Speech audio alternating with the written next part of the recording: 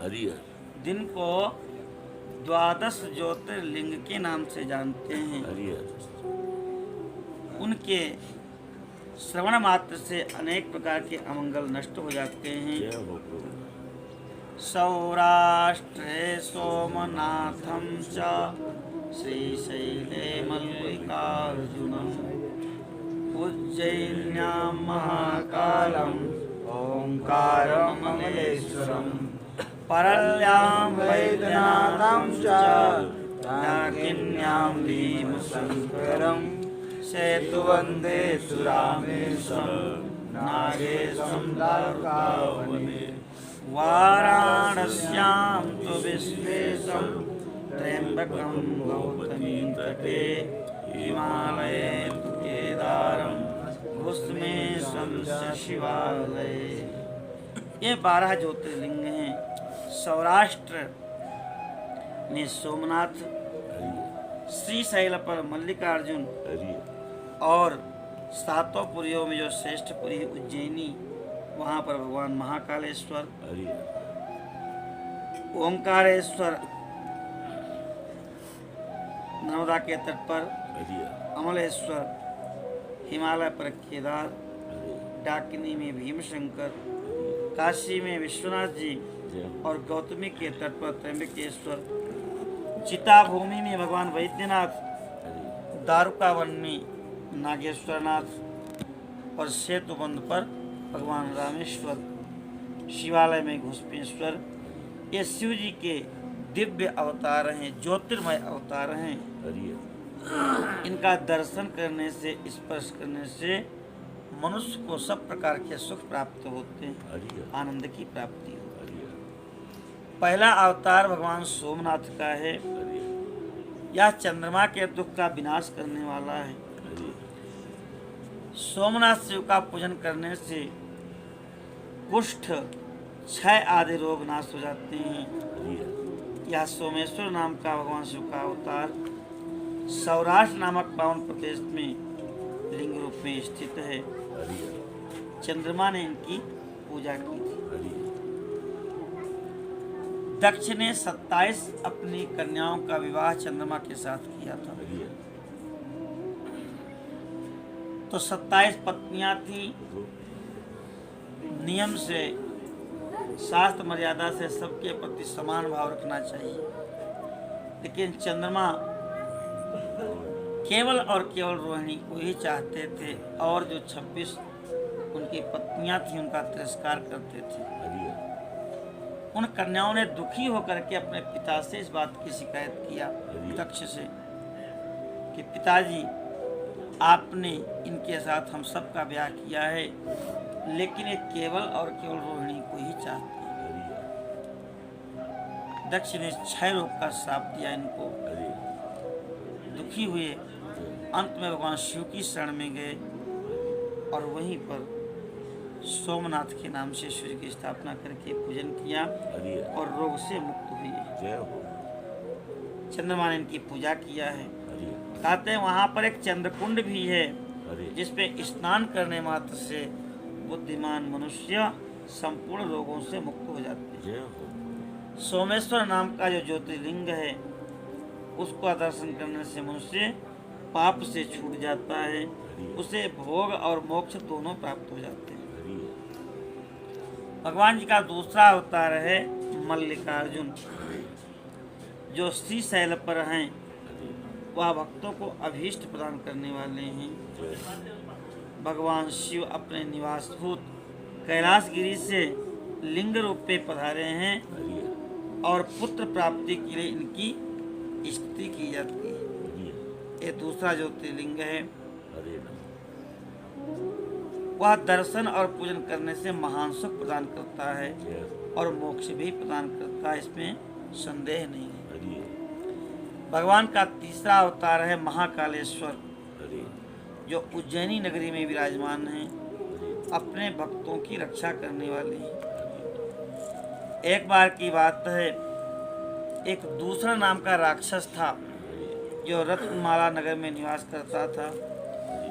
वैदिक धर्म का विनाश करता था, विप्रद्रोही था। और जो मिल जाए सब कुछ नष्ट कर देता था। वह राक्षस उज्जैनी में पहुंचा। वेद नाम के एक ब्राह्मण थे, उनके पुत्र शिव जी का ध्यान कर रहे थे। इसने जाके उनको खाना चाहा। उन्होंने हुंकार किया है, ये उनके ध्यान में थे। जो ही खाने चला शिव जी ने हुंकार किया और हुंकार करके उस असुर को भस्म कर दिया। उसके बाद अपने भक्तों का कल्याण करने के लिए शिव जी की प्रार्थना किया देवताओं ने, तो वहीं पर अचल हो गए और उनका नाम महाकाल हो गया। ज्योतिर्लिंग स्वरूप में उज्जैनी में स्थित हैं। प्रयत्न पूर्वक इन महाकालेश्वर का दर्शन और पूजन करने से भक्तों की समस्त मनोकामनाएं पूर्ण हो जाती हैं। चौथा भगवान का अवतार नर्मदा के तट पर ओंकार नाम का चौथा अवतार है। हे मुने, विंध्यगिरि ने भक्ति पूर्वक भगवान शिव का पार्थिव लिंग स्थापित किया और उसी लिंग से विंध्य का मनोरथ पूर्ण करने के लिए भगवान महादेव प्रकट हुए। कहते हैं कि वह लिंग दो रूप में भाग हो गया, ओंकारेश्वर और अमलेश्वर। दूसरा पार्थिव लिंग परमेश्वर अमलेश्वर के नाम से प्रसिद्ध हुआ। मुनि, इन दोनों में जिस किसी का भी दर्शन पूजन किया जाए भक्तों की अभिलाषा पूर्ण करने वाला समझना चाहिए। इस प्रकार से दोनों महादिव्य ज्योतिर्लिंगों का वर्णन सुनाया है। परमात्मा शिव के 5वें अवतार का नाम है केदारेश्वर। वह केदार खंड में हिमालय में ज्योतिर्लिंग में स्थित हैं। मुने, वहाँ श्री हरि के जो नर नारायण अवतार हैं उनके प्रार्थना करने पर शिव जी हिमगिरी के केदार शिखर पर स्थित हैं। भगवान नर नारायण केदारनाथ की नित्य पूजा करते हैं। नर नारायण के इष्ट हैं भगवान केदारनाथ। भक्तों को अभीष्ट प्रदान करते हैं। सर्वेश्वर होते हुए शिव इस खंड के विशेष रूप से स्वामी हैं। वैसे तो सबके स्वामी हैं, लेकिन केदार खंड के भगवान शिव विशेष रूप से स्वामी हैं। वे दोनों उस केदारेश्वर लिंग की नित्य पूजा करते हैं। वहाँ शंभु दर्शन और पूजन करने वाले भक्तों को अभीष्ट प्रदान करते हैं। शिव जी का यह अवतार अभीष्ट को प्रदान करने वाला है। भगवान शिव के छठे अवतार हैं भीमाशंकर। भीमशंकर उनका नाम है। इस अवतार में उन्होंने बहुत सारी लीलाएं की हैं। भीमासुर का विनाश किया है। कामरूप देश के अधिपति राजा सुदक्षिण जो शिव जी के परम भक्त हैं, भीमासुर उनको कष्ट दे रहा था। तब शिव जी ने अपने भक्त की रक्षा करने के लिए उस असुर का वध किया है। फिर सुदक्षिणा की प्रार्थना करने पर स्वयं डाकिनी वन में भीमशंकर नामक ज्योतिर्लिंग के रूप में स्थित हो गए। बोलो भीमाशंकर भगवान की जय हो। ये समस्त भोग और मोक्ष को प्रदान करने वाले हैं। सातवां अवतार भगवान का है विश्वेश्वर। काशी विश्वनाथ जी का मुक्तिदाता है, सिद्ध स्वरूप हैं। स्वयं भगवान शंकर अपनी पूरी काशी में ज्योतिर्लिंग रूप में साक्षात स्थित हैं, संपूर्ण रूप से। विष्णु आदि से भी देवता कैलाशपति शिव और भैरव नित्य उनकी पूजा करते हैं। विश्व के ही नाथ हैं। जो काशी विश्वनाथ के भक्त हैं और नित्य उनके नामों का जप करते रहते हैं, वह कर्मों से निर्लिप्त होकर के कैवल्य पद के भागी होते हैं। कैवल्य पद बड़ा कठिन है, कैवल्य मोक्ष। लेकिन शिव जी स्थूल शरीर, कारण शरीर, सूक्ष्म शरीर तीनों का नाश करके जीव के स्वरूप को प्रदान करते हैं। इसीलिए सब तो श्मशान है, लेकिन काशी महाश्मशान है। वहाँ पर तीनों शरीरों का नाश हो जाता है। चंद्रशेखर शिव का जो त्र्यंबक नाम का 8वां अवतार है, वह गौतम ऋषि की प्रार्थना करने पर गौतमी नदी के तट पर प्रकट हुआ है। भगवान शिव की प्रेम पूर्वक पूजा करते हैं गौतम ऋषि, वहीं पर दर्शन देकर के स्थित हो गए। उन महेश्वर का दर्शन करने से, स्पर्श करने से सारी मनोकामनाएं पूर्ण हो जाती हैं। तो त्र्यंबकेश्वर महादेव की जय हो। शिव जी के अनुग्रह से शंकर प्रिया परम पावनी गंगा गौतम के स्नेहवश वहां पर आई हैं और गौतमी नाम से प्रवाहित हुई। भगवान का 9वां अवतार है वैद्यनाथ। इस अवतार में भगवान ने अनेक लीलाएं की हैं और इसी अवतार में भगवान शंकर रावण के लिए आविर्भूत हुए थे। उस समय वह रावण उनको लेकर जाना चाहता था, लेकिन दिव्य चिता भूमि में शिव जी प्रतिष्ठित हो गए और वैद्यनाथेश्वर नाम से विख्यात हो गए। कहते हैं कि रावण ने सोचा था कि रोज रोज कौन जाए कैलाश पर पूजा करने, तो शिव जी को राजी कर दिया स्तुति करके कि आप लंका में ही चलिए, विराजमान हो जाइए। भगवान शिव ने कहा ठीक है, लेकिन बीच में कहीं हमको भूमि का स्पर्श नहीं कराना। अब कैलाश से चला लेकर के शिव जी को चिता भूमि, यहाँ पर वैद्यनाथ भगवान विराजमान हैं झारखंड में, वहाँ पहुँचे। सुंदर बगीचा था और वो वैद्यनाथ नाम का ग्वाल जो है गाय चरा रहा था।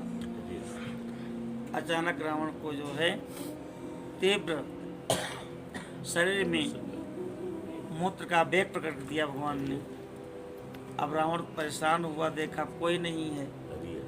वैद्यनाथ नाम का वही ग्वाला था, उससे कहा भैया इसको पकड़ लो, जमीन में नहीं रखना। ले तो लिया। अब इधर वो भारी होते जा रहे हैं, उधर रावण का जो है जो वेग है वो कम होने का नाम ही नहीं ले रहा है। अंत में चिल्लाने लगा भाई जल्दी आओ, नहीं तो हम नहीं संभाल पाएंगे। तो अंत में उसने जमीन पे स्थापित कर दिया। इस प्रकार से भगवान वहीं पर स्थापित हो गए। लो वैद्यनाथेश्वर भगवान की जय हो। अनेक उनकी लीलाएं हैं, भोग और मोक्ष के प्रदाता हैं। जो इन वैद्यनाथेश्वर शिव के महात्म्य को सुनता है, सुनाता है, वह भी भुक्ति मुक्ति का भागी होता है। भगवान का 10वां अवतार नागेश्वरा अवतार है। ये अपने भक्तों की रक्षा के लिए अवतीर्ण हुए थे। ये सदा दुष्टों को दंड देते रहते हैं।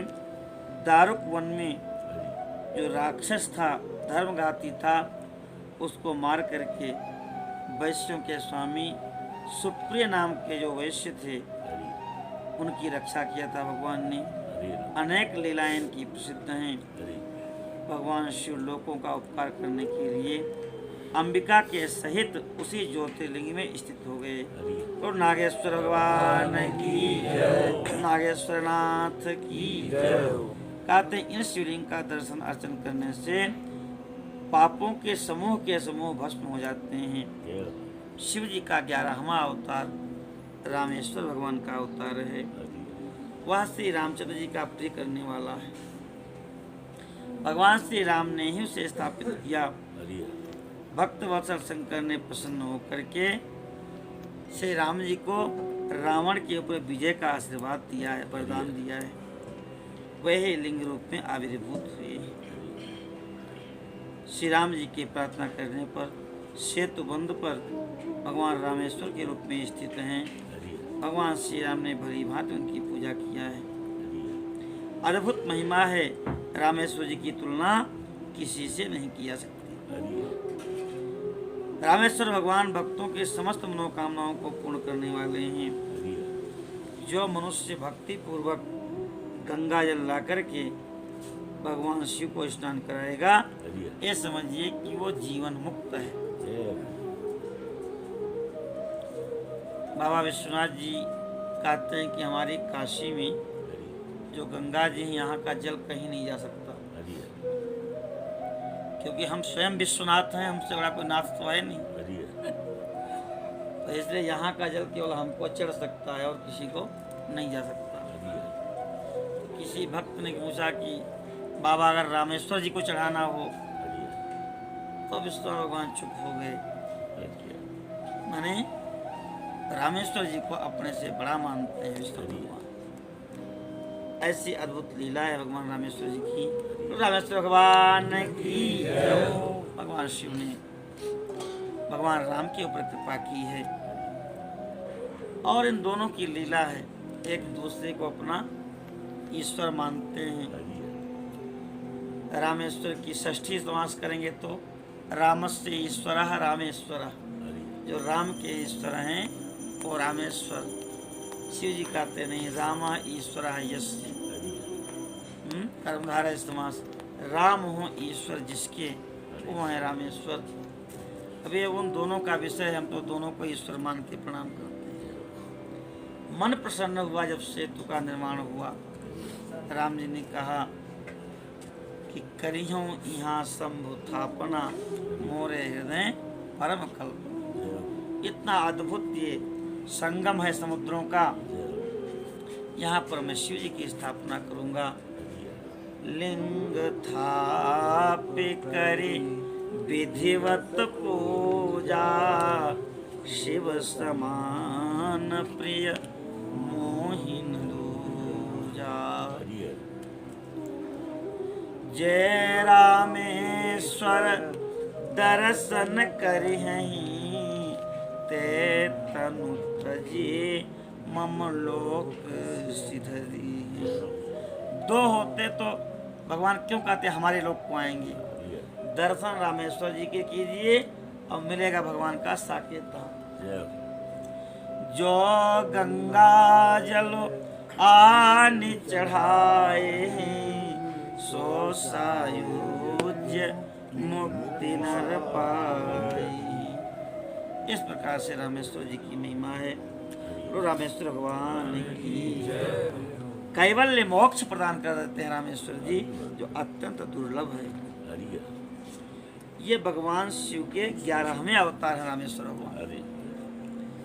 इनकी स्थापना परम्बा सीता जी और भगवान राम ने की। भगवान के 12वें अवतार घुसमेश्वर जी हैं, नाना प्रकार के लीला करने वाले हैं। इनकी एक भक्त महिला थी घुसमा, और उस घुसमा का प्रिय करने के लिए भगवान दक्षिण दिशा में स्थित हैं। दैवशैल के निकट एक सरोवर में प्रकट हुई। मुने घुसमा के पुत्र को सुदेहा ने मार डाला था और उसको जीवित करने के लिए उसकी माँ घुसमा ने शिव जी की आराधना किया। भगवान परम प्रसन्न हुए। भक्त वत्सल भगवान शिव ने उसके पुत्र को पुनः जीवित किया। घुसमा ने कहा प्रभु अब आप जाएं नहीं, यही विराजमान हो जाएं। अपनी भक्त घुसमा की इच्छा को समझ गए भगवान। उसी सरोवर के किनारे ज्योतिर्लिंग के रूप में स्थित हो गए। वह भगवान के 12वें अवतार हैं। बोलो घुसमेश्वर भगवान की जय हो। जो मनुष्य घुसमेश्वर भगवान शिवलिंग का दर्शन पूजन करता है, वह इस लोक में संपूर्ण सुखों को प्राप्त करके अंत में मुक्ति लाभ करता है। नंदकेश्वर भगवान कहते हैं उनका ऋषि, हमने 12 ज्योतिर्लिंगों का वर्णन किया है। ये सबके सब समर्थ ज्योतिर्लिंग दिव्य भगवान के स्वरूप हैं। ये सभी फलों को देने में समर्थ हैं। इन ज्योतिर्लिंगों का कथा जो सुनते हैं सुनाते हैं, उनको भी भोग और मोक्ष की प्राप्ति होती है। इस प्रकार से शतरुद्र नाम भगवान शिव का है और ये शतरुद्रीय संहिता जो शिव महापुराण की है पूर्णता को प्राप्त होती है। बोलो शंकर भगवान की जय हो।